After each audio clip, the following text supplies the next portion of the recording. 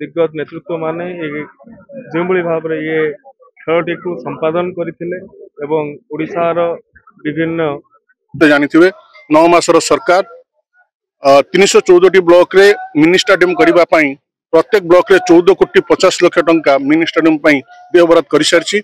आयोजित cricket tournament रो अंतिम क्षण रे जोग देकी निश्चित भाव में आत्मसंतोष अनुभव करुछि। एक ग्रामीण अंचल एत भव्य आयोजन करा एवं राज्यर सभापति श्रीयुक्त मनमोहन सामल महोदय प्रेरणा रे भद्रक जिलार भद्रक मान्यवर विधायक सीतांत शेखर महापात्र उपस्थिति अशोक कुमार राउल को आरंभ कर पूर्णचंद्र पाणी कमला सुतार कानू बेहरा एभली अनेक दिग्गज नेतृत्व माने जो भाव में ये खेलटी को संपादन करथिले एवं ओडिशार विभिन्न टीम गुड़िक प्रसिद्ध टीम गुड़िक आसी खेल प्रदर्शन करथिले। समस्त को धन्यवाद। क्रीडार विकास पर निश्चित भाव में यह एक टूर्नामेंट एक गुरुत्वपूर्ण भूमिका ग्रहण करियो आशा व्यक्त करछि। धन्यवाद। देखो आज चांदबाली निर्वाचन मंडल मतोठारे रोमियो क्लब आनुकूल्य जो आंत जिला स्तरीय टूर्नामेंट उद्यापन दिवस रे ओडिशा सरकार क्रीड़ा मंत्री श्रीमान सूर्यमन सुरज आज उद्यापन दिवस सामिल होती।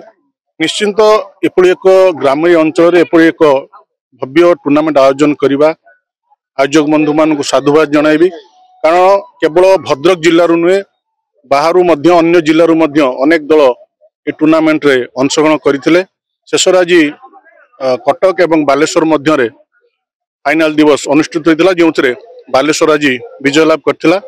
निश्चिंत ये अंचल एपरी ग्रामीण अंचल एपरी एक टूर्नामेंट आयोजन करने द्वारा ये अंचल जो क्रीड़ाविद मैंने अच्छा मनोबल सुदृढ़ हम और जो प्रतिभावान खेलाड़ी मैंने अच्छा आगामी दिन में बाट खोल। नूतन सरकार जो भाव में क्रीड़ा को गुरुत्व देउछन्ते आपण माने समस्ते जानिथिबे।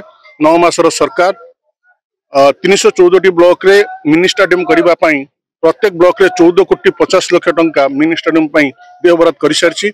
ये अंचल मध्य मिनी स्टेडियम हम जोठारे सब प्रकार क्रीड़ा को गुरुत्व दिया एवं ये अंचल जो प्रतिभावान खेलाड़ी मैंने अच्छा आगामी दिन भविष्य निर्णय करें।